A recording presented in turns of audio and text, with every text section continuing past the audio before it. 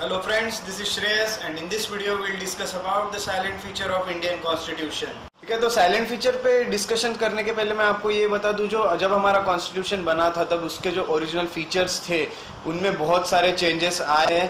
Particularly आप 5 amendments याद रखिएगा, ये अमेंडमेंट्स बहुत बड़े चेंजेस लाए हैं हमारे कॉन्स्टिट्यूशन में। इसीलिए फर्स्ट तो 7th अमेंडमेंट, उसके बाद 42nd amendment, 44th amendment, 73rd amendment और 74th अमेंडमेंट। देखिए ये 5 अमेंडमेंट आप अच्छे से याद रखिएगा, हम इसको आगे और डिस्कस करेंगे। तो इसमें आपको बता दूं, जो 42nd अमेंडमेंट एक्ट था 1976 का, वो खुद इतना बड़ा अमेंडमेंट था कि वो उसे मिनी कॉन्स्टिट्यूशन भी कहा जाता है। ठीक है, वो खुद ही में एक कॉन्स्टिट्यूशन है, तो इसीलिए उसको देखिए 42nd amendment act of 1976 is also known as mini constitution. ये याद रखिएगा क्योंकि इस अमेंडमेंट से बहुत बड़े चेंजेस हमारे कॉन्स्टिट्यूशन में, काफी सारे इनके पार्ट्स में चेंजेस लाए गए थे, इसीलिए इसको हम मिनी कॉन्स्टिट्यूशन कहते हैं। अब okay, so now we will move towards the silent feature of the constitution. Silent feature में जो सबसे पहला साइलेंट फीचर दिया गया है वो है लेंथीएस्ट रिटन कॉन्स्टिट्यूशन। अब यहाँ पे रिटन ये वर्ड यूज किया गया है, इसका मतलब ये है कि कॉन्स्टिट्यूशन 2 तरह के होते होंगे, एक रिटन और एक अनरिटन। तो देखिए रिटन कॉन्स्टिट्यूशन जो है उसमें सबसे बड़ा एग्जाम्पल है अमेरिकन कॉन्स्टिट्यूशन, और अनरिटन का सबसे बड़ा एग्जाम्पल है British constitution. The constitution of India is lengthiest of all written constitution. जितने भी रिटन कॉन्स्टिट्यूशन है पूरे वर्ल्ड में, उनमें सबसे लेंथीएस्ट कॉन्स्टिट्यूशन हमारा कॉन्स्टिट्यूशन ऑफ इंडिया है। So Indian constitution is written and lengthiest constitution okay in the world, ये याद रखिएगा। उसके साथ साथ जब हमारा कॉन्स्टिट्यूशन बना तब उसमें देखिए वो लेंथी है, बहुत बड़ा है, क्योंकि जब हमारा बना था उस वक्त उसमें देखिए प्रीएम्बल था, उसके साथ साथ 395 आर्टिकल्स थे जो 22 पार्ट्स में डिवाइड किए गए थे, उसके साथ साथ 8 शेड्यूल्स थे। प्रेजेंटली अभी ये सब बढ़ चुका है, अब देखिए उसमें प्रीएम्बल है, उसके साथ साथ 465 आर्टिकल्स है। जो पहले 395 थे वो अभी 465 हो चुके हैं। पहले जो 22 पार्ट्स थे वो अभी 25 पार्ट्स हो चुके हैं। पहले जो 8 शेड्यूल्स थे वो अभी 12 शेड्यूल्स हो चुके हैं, ये याद रखेगा। देखिए बहुत सारी चीजें दी है, इसलिए इसे लेंथीएस्ट कहा जाता है। अब उसके बाद देखिए कि बहुत सारे अमेंडमेंट किए गए हैं 1951 से, जिससे आर्टिकल देखिए अबाउट 20 आर्टिकल्स, 20 आर्टिकल्स यहाँ से डिलीट कर दिए गए हैं, और एक पार्ट यानी 7th पार्ट यहाँ से डिलीट कर दिया गया है, और अब तक उसमें 85 आर्टिकल्स के आसपास आर्टिकल्स ऐड किए गए हैं। उसके साथ साथ 4 पार्ट्स भी ऐड किए गए हैं, part 4A, part 9A, part 9B, उसके साथ साथ पार्ट 14A, और 4 शेड्यूल्स देखिए इसमें ऐड किए हैं 9, 10, 11, 12, ये 4 शेड्यूल्स इसमें ऐड किए गए हैं हमारे कॉन्स्टिट्यूशन में, इसीलिए ये और बड़ा होते गया है और अभी इसकी लेंथ बहुत बड़ी है। No other constitution in the world has so many articles and schedule, ये चीज आप याद रखिएगा। सो देखिए 4 फैक्टर्स ऐसे जिनके कारण हम कह सकते हैं कि हमारे कॉन्स्टिट्यूशन की साइज के लिए वो रिस्पॉन्सिबल है। तो फर्स्ट फैक्टर है ज्योग्राफिकल फैक्टर। ज्योग्राफिकल फैक्टर यानी हमारी कंट्री बहुत ज्यादा वास्ट है, उसके साथ साथ इसमें डाइवर्सिटी बहुत ज्यादा है, इसीलिए ये एक फैक्टर बहुत इंपॉर्टेंट रोल प्ले करता है। जो सेकंड फैक्टर है वो है हिस्टोरिकल फैक्टर। हिस्टोरिकल फैक्टर यानी देखिए इसमें हिस्ट्री का काफी ज्यादा रोल है। जैसे हम देखेंगे कि गवर्नमेंट ऑफ इंडिया एक्ट जो है 1935 का, जो खुद ही इतना बड़ा एक्ट था, उसमें से हमारे कॉन्स्टिट्यूशन में काफी सारी चीजें ली गई है, तो हिस्टोरिकल फैक्टर्स यहाँ पे मेन रोल प्ले करते हैं। उसके साथ साथ सिंगल कॉन्स्टिट्यूशन, देखिए सेंटर और स्टेट दोनों के लिए ये एक सिंगल कॉन्स्टिट्यूशन है, तो ऑब्वियस सी चीज है, कॉन्स्टिट्यूशन तो बहुत बड़ा रहेगा ही। उसके साथ साथ फोर्थ जो फैक्टर है वो है डोमिनेंस ऑफ लीगल लिम्यूनरीज। लीगल लिम्यूनरीज आप देखेंगे तो लीगल पर्सन्स, जो लॉ से रिलेटेड पर्सन थे, वो बहुत सारे, जो कॉन्स्टिट्यूएंट असेंबली थी उसमें मैक्सिमम वही लोग थे। जो नेक्स्ट साइलेंट फीचर है हमारे कॉन्स्टिट्यूशन का वो है ड्रॉन फ्रॉम वेरियस सोर्सेज। देखिए हमारा जो कॉन्स्टिट्यूशन है वो बहुत सारे सोर्सेज से लेके बनाया गया है। अब देखिए सबसे पहले जैसे काफी सारे कंट्रीज के कॉन्स्टिट्यूशन में से कुछ कुछ प्रोविजंस हमने हमारे कॉन्स्टिट्यूशन में डाले हैं। उसके साथ साथ government of India act of 1935, इसमें से भी काफी सारे प्रोविजंस हमारे कॉन्स्टिट्यूशन में हमने डाले हुए हैं। तो देखिए जो स्ट्रक्चरल पार्ट है, देखिए तीन पार्ट हम यहाँ देखेंगे। पहला पार्ट रहेगा स्ट्रक्चरल पार्ट, सेकेंड पार्ट रहेगा फिलोसॉफिकल पार्ट और थर्ड पार्ट रहेगा पॉलिटिकल पार्ट। जो स्ट्रक्चरल पार्ट है वो हमने government of India act of 1935 से लिया है। उसके साथ साथ आप याद रखिएगा फिलोसॉफिकल पार्ट जैसे कि फंडामेंटल राइट्स हो गया, directive principle of state policy हो गया, ये हमने अमेरिकन और आयरिश कॉन्स्टिट्यूशन से लिया है। देखिए fundamental rights and directive principles derive their inspiration from American and Irish constitutions respectively। Okay, ये याद रखिएगा। उसके साथ जो थर्ड पार्ट आता है वो है हमारा पॉलिटिकल पार्ट। तो पॉलिटिकल पार्ट जो है हमारे कॉन्स्टिट्यूशन का, देखिए पॉलिटिकल पार्ट में क्या क्या आएगा, जैसा प्रिंसिपल ऑफ कैबिनेट गवर्नमेंट रहेगी, उसके साथ साथ रिलेशन जो एग्जीक्यूटिव और लेजिस्लेचर में है वो रिलेशंस हो गए, ये सब हमने ब्रिटिश कॉन्स्टिट्यूशन से लिए हैं। तो पहला याद रखिएगा structural part government of India act of 1935, philosophical part American and Irish constitution, उसके साथ साथ पॉलिटिकल पार्ट ब्रिटिश कॉन्स्टिट्यूशन। और जो बाकी कॉन्स्टिट्यूशन के प्रोविजंस हैं वो हमने दूसरे अलग अलग कंट्री के जो कॉन्स्टिट्यूशन उससे लिए हैं, जैसे कनाडा हो गई, ऑस्ट्रेलिया हो गया, जर्मनी हो गया, यूएसएसआर जिसको अभी रशिया कहते हैं वो हो गया, फ्रांस, साउथ अफ्रीका, जापान और काफी सारी कंट्रीज है इसमें। ये सब हमने वेरियस सोर्सेज से हमने हमारा कॉन्स्टिट्यूशन लिया है। तो ये आप याद रखिएगा। जो थर्ड साइलेंट फीचर हमें दिखता है वो है blend of rigidity and flexibility. अब यहाँ पे देखिए इसका मीनिंग क्या होता है। सबसे पहले जो कॉन्स्टिट्यूशन है उसको दो टाइप में क्लासिफाई किया जाता है, जैसे रिजिड और फ्लेक्सिबल। अब जो रिजिड कॉन्स्टिट्यूशन होते हैं उनके लिए हमें स्पेशल उसको अमेंड करने के लिए हमें एक स्पेशल प्रोसीजर लगती है जो कि अमेरिकन कॉन्स्टिट्यूशन में प्रेजेंट है। उसके बाद जो फ्लेक्सिबल कॉन्स्टिट्यूशन होते हैं वो अमेंड हो जाते हैं, जैसे हम ऑर्डिनरी लॉ बनाते हैं उस तरह से अमेंड हो जाते हैं। तो ये हमको दिखता है ब्रिटिश कॉन्स्टिट्यूशन में। तो हमारा कॉन्स्टिट्यूशन रिजिड भी है, उसके साथ साथ फ्लेक्सिबल भी है। अब ऐसा क्यों? क्योंकि देखिए आर्टिकल 368 जो है उसमें 2 टाइप्स के अमेंडमेंट दिए हैं। 368 में 2 टाइप्स के अमेंडमेंट, ये हम आगे स्टडी करेंगे अमेंडमेंट्स जो हमारा लेसन रहेगा उसमें। पर आपको भी मैं बेसिक चीज बता दूं कि 2 तरह के अमेंडमेंट दिए आर्टिकल 368 में। जो फर्स्ट है वो स्पेशल मेजोरिटी और सेकेंड है special majority of the parliament with consent of half of the total states. तो स्पेशल मेजोरिटी में क्या रहेगा, 2/3 मेंबर्स जो है दोनों ईच हाउस के वो प्रेजेंट रहेंगे और वोट करेंगे। और मेजोरिटी में यानी क्या 50% से ज्यादा जिसको मिलेगा तो बिल पास हो जाएगा। ये है स्पेशल मेजोरिटी। अब special majority with ratification by half of the total states का मीनिंग है स्पेशल मेजोरिटी जो मैंने अभी बताया वही, उसके साथ साथ जितने टोटल स्टेट्स है उनमें से एटलीस्ट हाफ स्टेट ने तो भी इस पे कंसेंट देना चाहिए अपना। तो इस तरह के 2 अमेंडमेंट्स हमारे इसमें आर्टिकल 368 में दिए गए हैं। उसके अलावा ऐसा अमेंडमेंट जो हमारे आर्टिकल 368 में नहीं दिया गया है वो है सिंपल मेजोरिटी। देखिए सिंपल मेजोरिटी से भी कुछ अमेंड हो सकते हैं कुछ हमारे कॉन्स्टिट्यूशन के प्रोविजंस। तो सिंपल मेजोरिटी के लिए मोर देन 50% वोट। ओके, तो ये था हमारा blend of rigidity and flexibility. देखिए रिजिड है क्योंकि कुछ स्पेशल मेजोरिटी से होते हैं और फ्लेक्सिबल है क्योंकि कुछ सिंपल मेजोरिटी से भी अमेंड हो जाते हैं। तो ये आप याद रखिएगा। वो है fourth feature that is federal system with unitary बायस। अब देखिए फेडरेशन और यूनिटरी या फिर नॉन फेडरल, इसमें क्या फर्क है। सबसे पहले देखिए फेडरेशन में 2 गवर्नमेंट रहेंगी, उसके साथ साथ डिवीजन ऑफ पावर रहेंगे दोनों में। ठीक है, 2 गवर्नमेंट हम जानते हैं, एक स्टेट में एक सेंटर में, उसके साथ साथ दोनों में पावर डिवाइड किए जाएंगे। उसके साथ साथ रिटर्न कॉन्स्टिट्यूशन रहेगा, जो कॉन्स्टिट्यूशन रहेगा वो सुप्रीम रहेगा। रिजिडिटी रहेगी कॉन्स्टिट्यूशन में, पिछले स्लाइड में आपको बता चुका हूँ रिजिडिटी। उसके साथ साथ इंडिपेंडेंट जुडिशियरी रहेगा और बाइकैमरलिज्म रहेंगे, यानी 2 हाउसेस रहेंगे, Lok Sabha and Rajya Sabha, upper house and lower house. अब देखिए ये थे फीचर्स फेडरेशन के। अब यूनिटरी के क्या फीचर्स है। यूनिटरी में स्ट्रॉन्ग सेंटर रहेगा। देखिए स्ट्रॉन्ग सेंटर जो है वो स्ट्रॉन्ग रहेगा, उसके साथ साथ सिंगल कॉन्स्टिट्यूशन रहेगा, सिंगल सिटीजनशिप रहेगी, फ्लेक्सिबिलिटी ऑफ कॉन्स्टिट्यूशन फ्लेक्सिबल रहेगा, उसके साथ साथ इंटीग्रेटेड जुडिशियरी रहेगी, ये हम आगे डिस्कस करेंगे। उसके साथ साथ अपॉइंटमेंट ऑफ स्टेट गवर्नर, जो है स्टेट का जो गवर्नर रहेगा उसे सेंटर अपॉइंट करेगा, और ऑल इंडिया सर्विस रहेगी, उसके साथ साथ इमरजेंसी प्रोविजंस रहेंगे। ये सब जो फीचर्स है ये नॉन फेडरल फीचर्स है जो हमारे कॉन्स्टिट्यूशन में दिखते हैं।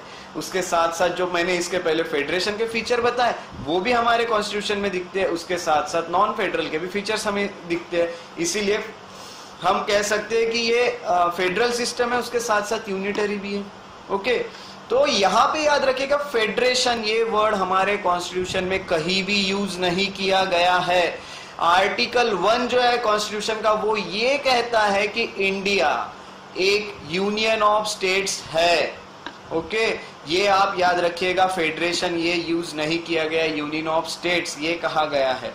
अब देखिए कुछ अलग अलग जो चीजें कही गई है हमारे कॉन्स्टिट्यूशन के बारे में, जैसे जो केसी वेयर है वो ये कहते हैं federal in form but unitary in spirit, इसी को कॉजी फेडरल कहते हैं, यानी कुछ फेडरल भी है और कुछ नॉन फेडरल है, इसीलिए कॉजी फेडरल कहा है इन्होंने। उसके साथ साथ बार्गेनिंग फेडरलिज्म ये मॉरिस जॉन्स ने कहा है। उसके साथ कोऑपरेटिव फेडरलिज्म ये ग्रैनविले ऑस्टिन ने कहा है। फेडरेशन विद सेंट्रलाइजिंग टेंडेंसी ये आइवर जेनिंग्स ने कहा है। तो ये सब चीजों के कारण देखिए जो मैंने अब बताया फेडरेशन के भी फीचर्स है, उसके साथ साथ नॉन फेडरल फीचर्स या फिर यूनिटरी फीचर्स है, इसके कारण हम कह सकते हैं कि हमारा फेडरल सिस्टम है with unitary with non federal. तो जो फिफ्थ फीचर है वो है पार्लियामेंट्री फॉर्म ऑफ गवर्नमेंट। अब देखिए पार्लियामेंट्री फॉर्म ऑफ गवर्नमेंट हम जानते हैं, पार्लियामेंट्री फॉर्म ऑफ गवर्नमेंट कहाँ पे है, ब्रिटिश सिस्टम ऑफ गवर्नमेंट में है ये पार्लियामेंट्री सिस्टम। उसके साथ साथ अमेरिका में प्रेसिडेंशियल सिस्टम है, तो हमारे कंट्री में जो दिखता है ये है पार्लियामेंट्री फॉर्म ऑफ गवर्नमेंट हमने लिया है। अब देखिए पार्लियामेंट्री सिस्टम में क्या होता है, तो कोऑपरेशन और कोऑर्डिनेशन होता है लेजिस्लेटिव और एग्जीक्यूटिव ऑर्गन्स में। लेजिस्लेटिव यानी जो लॉ बनाते हैं और एग्जीक्यूटिव यानी जो उसको एग्जीक्यूट करते हैं, इन दोनों के बीच में कोऑर्डिनेशन है और कोऑपरेशन है, ये साथ में काम करते हैं। जबकि प्रेसिडेंशियल सिस्टम में सेपरेशन होता है इन दोनों के बीच में, जो पावर्स है उनमें सेपरेशन रहेगा, दोनों को अलग अलग पावर्स दी जाएगी। तो ये जो है हमारे कंट्री में जो दिखता है वो पार्लियामेंट्री सिस्टम है। उसके बाद देखिए पार्लियामेंट्री सिस्टम को वेस्टमिंस्टर मॉडल ऑफ गवर्नमेंट भी कहा जाता है।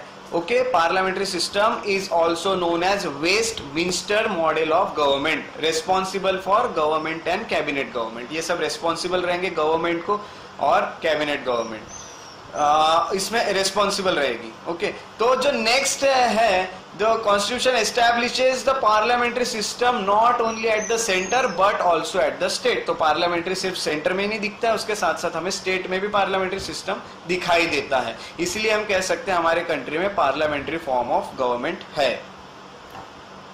सो अब हम देखते हैं जो फीचर जो है पार्लियामेंट्री गवर्नमेंट के जो हमारे इंडिया में है वो फीचर्स देख लेते हैं। तो सबसे पहले हम देखते हैं presence of nominal and real executive. तो रियल एग्जीक्यूटिव है हमारे यहाँ, उसके साथ साथ नॉमिनल एग्जीक्यूटिव भी है। नॉमिनल एग्जीक्यूटिव यानी प्रेसिडेंट, उसके साथ साथ रियल एग्जीक्यूटिव जैसे हमारे प्राइम मिनिस्टर। उसके साथ मेजोरिटी पार्टी रूल, मेजोरिटी जो पार्टी मेजोरिटी में रहेगी वो यहाँ पे रूल करेगी। उसके बाद एग्जीक्यूटिव और लेजिस्लेचर दोनों रेस्पॉन्सिबल रहेंगे। जो फोर्थ है उसमें ये दिया गया है कि membership of minister in the legislature, legislature में मिनिस्टर मेंबर्स रहेंगे खुद। उसके बाद जो फिफ्थ फीचर है उसमें लीडरशिप ऑफ प्राइम मिनिस्टर और द चीफ मिनिस्टर। लीडर कौन रहेगा, हमने अभी देखा जो रियल एग्जीक्यूटिव रहते वो रहेंगे, जैसे प्राइम मिनिस्टर हो गए, चीफ मिनिस्टर हो गए, तो लीडरशिप इनके हाथ में रहेगी। उसके साथ डिसोल्यूशन ऑफ लोअर हाउस, जो लोअर हाउस है वो डिसॉल्व होगा। देखिए अपर हाउस डिसॉल्व नहीं होता है, हम इसको आगे स्टडी करेंगे। तो लोअर हाउस यानी लोकसभा जो है वो डिसॉल्व होगा। तो ये फीचर है हमारे पार्लियामेंट्री गवर्नमेंट के जो इंडिया। तो जो सिक्स्थ फीचर दिखता है वो है synthesis of parliamentary sovereignty and judicial supremacy. अब इसका मीनिंग देखिए, हमारे यहाँ पार्लियामेंट्री सोवरेनिटी भी है, उसके साथ साथ जुडिशियल सुप्रीमेसी भी है। अब देखिए सोवरेनिटी ऑफ पार्लियामेंट ये ब्रिटिश पार्लियामेंट में हमें दिखता है, उसके साथ साथ जुडिशियल सुप्रीमेसी जो है वो अमेरिकन सुप्रीम कोर्ट में दिखता है। तो ये दोनों हमारे इसमें प्रेजेंट है, क्योंकि जो सुप्रीम कोर्ट है वो पार्लियामेंट जो लॉ बनाता है, अगर वो किसी प्रोविजन को वायलेट करता है तो उसमें जुडिशियली रिव्यू लेके उसको अनकॉन्स्टिट्यूशनल डिक्लेयर कर सकता है सुप्रीम कोर्ट। ठीक है, the supreme court can declare the parliamentary law as unconstitutional. Through its power of judicial review. Judicial review आप याद रखिएगा। उसके बाद देखिए तो सुप्रीम कोर्ट की बात हुई, यानी सुप्रीमेसी जो है, जुडिशियल सुप्रीमेसी। अब देखिए पार्लियामेंट्री सोवरेनिटी कैसे दिखती है। जो पार्लियामेंट है वो बहुत बड़ा, जितना भी मेजर पोर्शन है हमारे कॉन्स्टिट्यूशन का, वो यहाँ पे अमेंड कर सकता है, वो सोवेरेन है इस चीज में। उनको जो कॉन्स्टिट्यूएंट पावर है उसका यूज करके वो अमेंड कर सकता है। तो यहाँ पे हमें पार्लियामेंट्री सोवरेनिटी भी दिखती है, उसके साथ साथ जुडिशियल सुप्रीमेसी भी दिखाई देती है। जो 7th फीचर है वो है इंटीग्रेटेड एंड इंडिपेंडेंट जुडिशियरी। अब देखिए इंटीग्रेटेड एंड इंडिपेंडेंट जुडिशियरी, सबसे पहले मैं आपको इंटीग्रेटेड में बता दूं, पूरी जुडिशियरी एक है। जैसे सुप्रीम कोर्ट है वो सबसे टॉप पे रहेगा हमारे जुडिशियल सिस्टम में, उसके बाद उसके नीचे हाई कोर्ट रहेंगे जो स्टेट लेवल पे काम करेंगे, उसके अब हाई कोर्ट के नीचे सबऑर्डिनेट कोर्ट्स रहेंगे जो डिस्ट्रिक्ट कोर्ट हो गए और बाकी लोअर कोर्ट्स हो गए। तो इस तरह से इंटीग्रेटेड जुडिशियरी दिखती है। अब सिंगल सिस्टम ऑफ जो कोर्ट है वो जितने भी लॉ रहते हैं सेंट्रल लॉ से related as well as state law से रिलेटेड, ये दोनों एनफोर्स करता है हमारे यहाँ के जो कोर्ट है वो। अब देखिए यूएसए में क्या होता है, यूएसए में ऐसा नहीं होता। यूएसए में जो फेडरल लॉज है वो फेडरल जुडिशियरी एनफोर्स करता है, उसके साथ साथ जो स्टेट लॉ है वो स्टेट जुडिशियरी करता है। हमारे यहाँ सभी कोर्ट्स दोनों लॉ एनफोर्स कर सकते हैं, इसीलिए हमारा यहाँ जो सिंगल सिस्टम ऑफ कोर्ट है ये इंटीग्रेटेड हम कह सकते हैं इसको। उसके साथ साथ देखिए कुछ, अब ये तो हो गया इंटीग्रेटेड। अब देखिए इंडिपेंडेंट जुडिशियरी क्यों कहते हैं। सबसे पहले देखिए यहाँ पे जो जजेस के टेन्योर है वो फिक्स रहेंगे, उसके साथ साथ उनकी जो सर्विस कंडीशंस है वो फिक्स की जाएगी। उनके जो एक्सपेंसेस है, जो सुप्रीम कोर्ट के एक्सपेंसेस है वो पूरे consolidated fund of India, consolidated fund of India क्या है ये हम आगे स्टडी करेंगे। उसके साथ साथ prohibition on discussion of conduct of जजेस इन द लेजिस्लेचर, जो भी जजेस कर रहे हैं उसके ऊपर डिस्कशंस नहीं कर सकते लेजिस्लेचर में, ये भी एक उनको इंडिपेंडेंस दिया गया है। उसके साथ साथ ये जो प्रैक्टिस होगी, इन जजेस जो यहाँ के रहेंगे वो प्रैक्टिस नहीं कर सकते रिटायरमेंट के बाद। उसके साथ साथ पावर टू पनिश, जो पावर है जब कंटेम्प्ट ऑफ कोर्ट होता है वो पावर जो है सुप्रीम कोर्ट के पास कि वो कंटेम्प्ट ऑफ कोर्ट के लिए पनिश कर सकता है। उसके साथ separation of judiciary from executive से जुडिशियरी को सेपरेट किया गया है। तो ये सब जो चीजें हमको दिखती है ये सब यहाँ पे हमारा जो इंडिपेंडेंस है जुडिशियरी का वो इंश्योर करता है। ओके, सो हमारे जो जुडिशियरी है वो इंटीग्रेटेड है एज वेल एज इंडिपेंडेंट है। ये दो चीजें आप याद रखिएगा। जो एक साइलेंट फीचर है हमारे कॉन्स्टिट्यूशन का वो ये है कि फंडामेंटल राइट्स, इन सबको हम आगे डिटेल में डिस्कस करने वाले। अभी मैं सिर्फ आपको ऊपर एक रफ आइडिया दे रहा हूं। तो देखिए फंडामेंटल राइट्स पार्ट 3 में दिए गए हैं कॉन्स्टिट्यूशन के, जिसमें 6 फंडामेंटल राइट्स दिए हैं हर सिटीजन को। तो फर्स्ट फंडामेंटल राइट जो है वो राइट टू इक्वालिटी जो आर्टिकल 14 से 18 में आता है। उसके बाद राइट टू फ्रीडम जो आर्टिकल 19 से 22 में आता है। थर्ड है राइट अगेंस्ट एक्सप्लॉयटेशन जो आर्टिकल 23 और 24 में आता है। फोर्थ है right to freedom of religion जो आर्टिकल 25 से लेके आर्टिकल 28 तक आता है। उसके बाद कल्चरल एंड एजुकेशनल राइट्स जो कि आर्टिकल 29 और आर्टिकल 30 में आते हैं। और जो लास्ट है वो है राइट टू कॉन्स्टिट्यूशनल रेमेडीज जो कि आर्टिकल 32 में आता है। अब ये सब फंडामेंटल राइट्स हम आगे के जो लेसन्स रहेंगे उसमें डिटेल में डिस्कस करेंगे। सो अब इसमें देखिए कि यहाँ पे ये जो फंडामेंटल राइट्स है ये पॉलिटिकल डेमोक्रेसी सेट करने का, प्रमोट करने का काम करती है हमारे कंट्री में, जो पॉलिटिकल डेमोक्रेसी है हमको। उसके साथ साथ याद रखिएगा ये जस्टिशिएबल इन नेचर है। जस्टिशिएबल यानी जब इसका वायलेशन होता है तो हम कोर्ट में जा सकते हैं, इसीलिए इनको जस्टिशिएबल कहा जाता है। अब देखिए जो भी पर्सन है जिसका यहाँ पे वायलेशन किया गया है राइट्स का, वो डायरेक्टली सुप्रीम कोर्ट में भी जा सकता है। अगर फंडामेंटल राइट्स का वायलेशन होता है तो without going to high court he can directly go to supreme court. अब ये जो फंडामेंटल राइट्स है ये एब्सोल्यूट नहीं है। एब्सोल्यूट का मीनिंग ये है कि इनके ऊपर कुछ रीजनेबल रेस्ट्रिक्शंस है। ये रेस्ट्रिक्शंस हम फंडामेंटल राइट्स के लेसन में डिस्कस करेंगे। कुछ रेस्ट्रिक्शंस दिए गए हैं इस पे, वो एब्सोल्यूट नहीं है। उसके साथ साथ इन्हें हटा सकते हैं, इनको रिपील कर सकता है पार्लियामेंट कॉन्स्टिट्यूशनल अमेंडमेंट एक्ट के थ्रू। ओके, और जो लास्ट चीज हमें याद रखनी है वो है कि नेशनल इमरजेंसी के वक्त ये जो फंडामेंटल राइट्स है ये सस्पेंड होते हैं, सिर्फ 2 आर्टिकल्स को छोड़ के, वो है 20 और 21। जो 9th फीचर हमको दिखता है वो ये है कि directive principle of state policy. अब directive principle of state policy के बारे में एक फैक्ट है, आप अच्छे से उसे याद रखिएगा। देखिए, जो डॉक्टर BR आम्बेडकर थे उन्होंने directive principle of state policy को novel feature of Indian constitution भी कहा था, ये आप याद रखिएगा। उसके साथ साथ ये जो directive principle of state policy है ये पार्ट 4 हमारे कॉन्स्टिट्यूशन के पार्ट 4 में दिए गए हैं। इसको 3 कैटेगरीज में हम क्लासिफाई करते हैं हमारे DPSP को। जो फर्स्ट है वो है सोशलिस्टिक DPSP, सेकेंड है गांधीयन DPSP, थर्ड है लिबरल और इंटेलेक्चुअल DPSPs। तो ये याद रखिएगा, क्लासिफाइड इनटू 3 ब्रॉड कैटेगरीज। उसके साथ साथ ये सोशल और इकोनॉमिक डेमोक्रेसी प्रमोट करने का काम करते हैं। हमने देखा था फंडामेंटल राइट्स, पॉलिटिकल डेमोक्रेसी। उसके साथ साथ directive principle of state policy, social और इकोनॉमिक डेमोक्रेसी। अब देखिए, ये वेलफेयर ऑफ स्टेट जो है इंडिया को वो एस्टेब्लिश करता है, welfare of state welfare state जो इंडिया को ये बनाता है।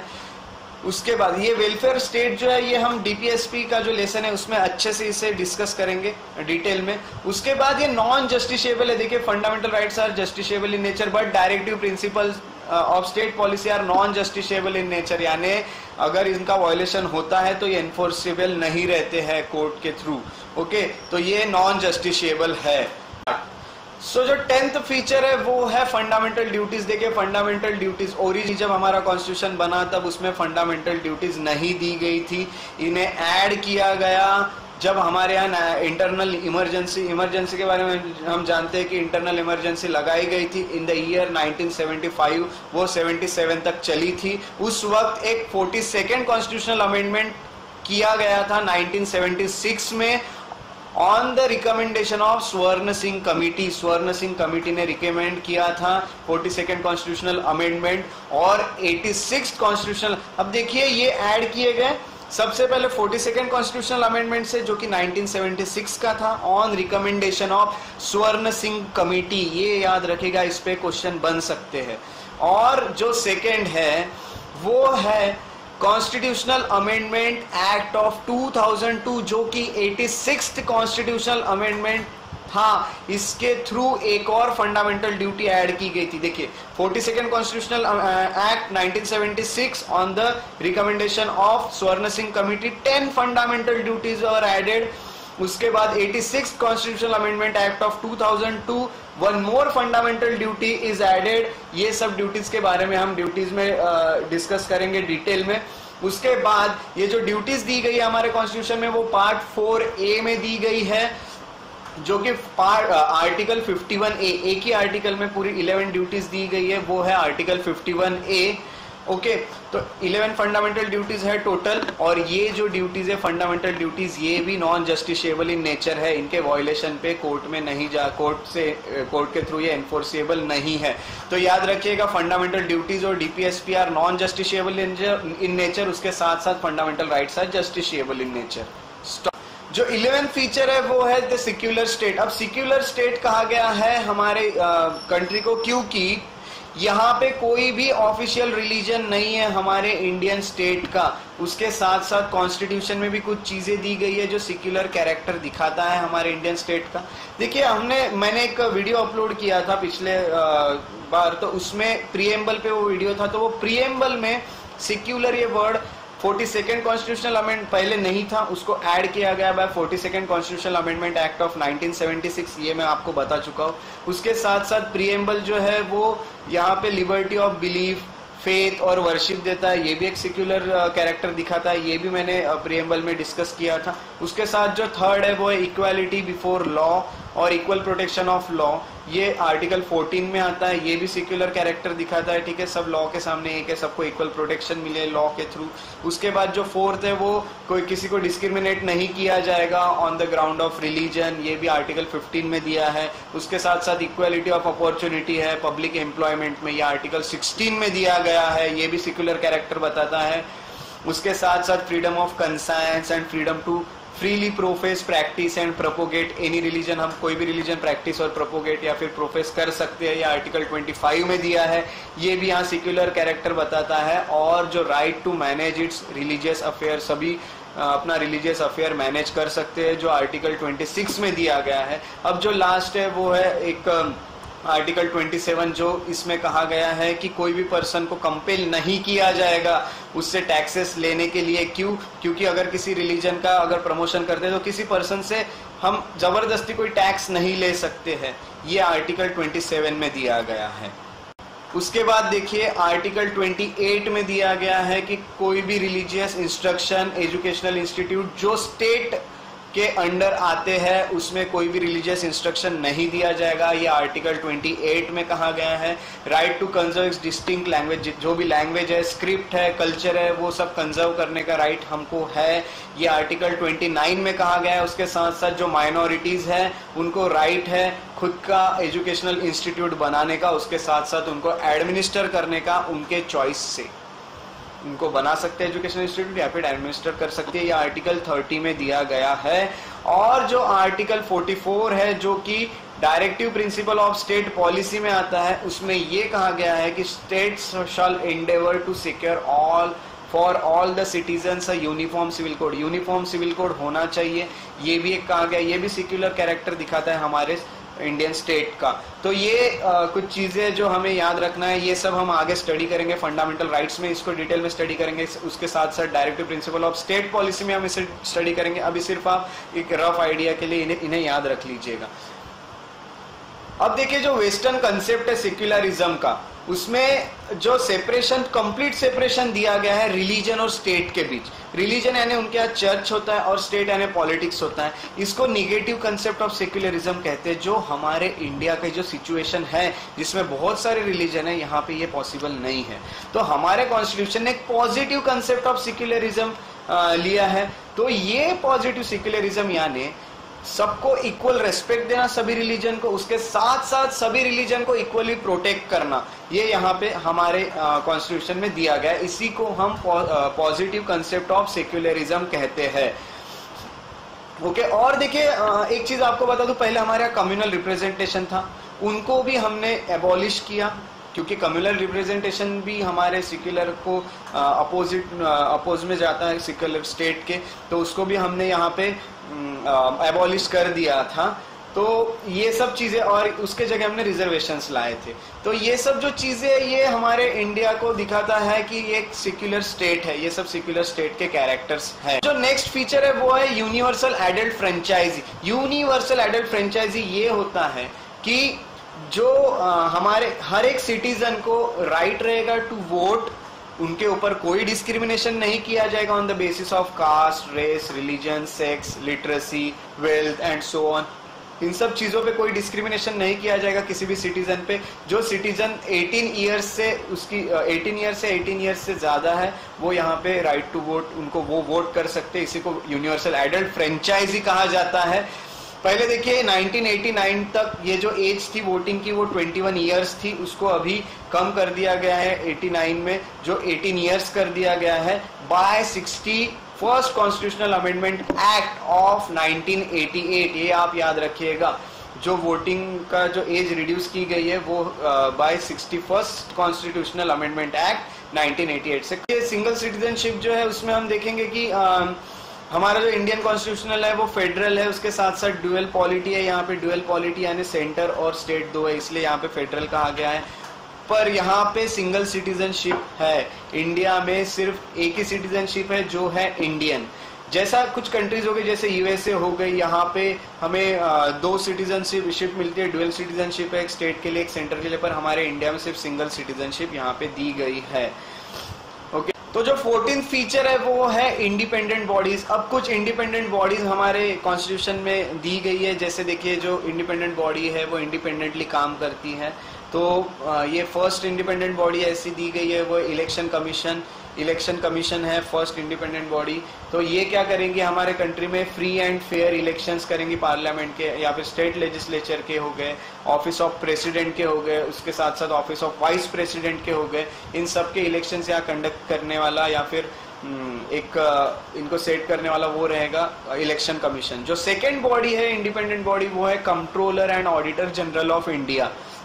अब देखिए, controller and auditor general of India एक इंडिपेंडेंट बॉडी है। ये ऑडिट जितने भी अकाउंट्स है स्टेट और सेंट्रल गवर्नमेंट का, इनको ऑडिट करने का काम करेगी। ओके, तो ये रहेगा सेकंड। जो थर्ड यहाँ पे इंडिपेंडेंट बॉडी है वो है UPSC, union public service commission, जो एग्जाम कंडक्ट करेगी रिक्रूटमेंट करने के लिए। जो ऑल इंडिया सर्विसेज है उनके रिक्रूटमेंट्स हो गए, उसके साथ साथ हायर सेंट्रल सर्विसेज हो गई, या फिर एडवाइस करना है प्रेसिडेंट को किसी डिसिप्लिनरी मैटर पे इनसे रिलेटेड, तो ये सब काम union public service commission that is UPSC ये काम करेगी। उसके साथ साथ देखिए फोर्थ जो इंडिपेंडेंट बॉडी है वो है स्टेट पब्लिक सर्विस कमीशन। तो स्टेट पब्लिक सर्विस कमीशन जो है वो भी कंडक्ट करेगी एग्जाम रिक्रूटमेंट के लिए, पर वो स्टेट सर्विसेज के रिक्रूटमेंट के लिए उसके साथ साथ वो एडवाइस करेगी गवर्नर को डिसिप्लिनरी मैटर से, इनसे रिलेटेड जो भी मैटर्स है उसके लिए एडवाइस किया जाएगा। तो ये इसे इंडिपेंडेंट कहा गया है क्योंकि यहाँ पे कुछ सिक्योरिटी है टेन्योर के लिए, उसके साथ साथ फिक्स्ड सर्विस कमीशन है, कंडीशन है, जो सर्विस कंडीशन रहेंगी वो फिक्स रहेंगी, उन्हें इसी तरह से सर्विस करना है। उसके साथ साथ सिक्योरिटी रहेगी टेन्योर पे, टेन्योर एक फिक्स रहेगा। उसके साथ एक्सपेंसेस जो है इनके वो सब कंसोलिडेटेड फंड ऑफ इंडिया पे चार्ज किए जाएंगे। देखिए ये सेम चीजें हम इंडिपेंडेंट जुडिशियरी में भी देखे थे, इंडिपेंडेंस यही चीजें बताती है, इसलिए इंडिपेंडेंस ये वर्ड आता है कोई भी बॉडी हो गई या जुडिशियरी हो गई तो आप ये कुछ चीजें याद रख लीजिएगा।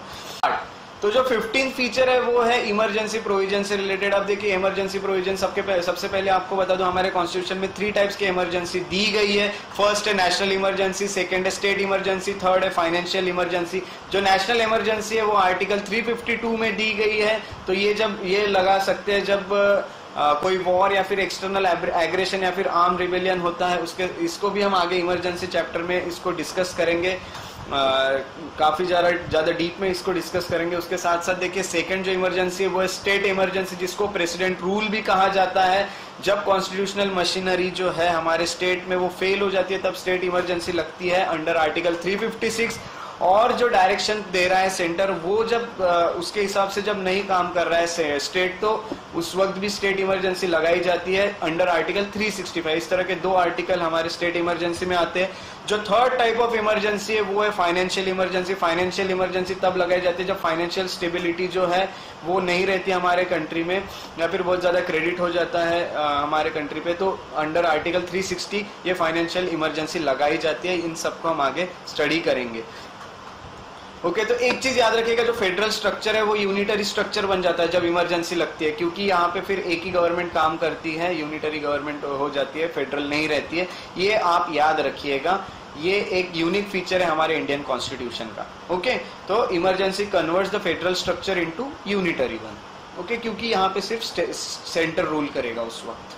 सो जो लास्ट साइलेंट फीचर है हमारे कॉन्स्टिट्यूशन का वो ये है कि यहाँ पे 3 टियर गवर्नमेंट है। देखिए 3 टियर गवर्नमेंट यानी क्या, जब हमारा कॉन्स्टिट्यूशन बना तब ओरिजिनली यहाँ पे फेडरल कॉन्स्टिट्यूशन की तरह यहाँ पे ड्यूअल पॉलिटी थी, स्टेट और सेंटर।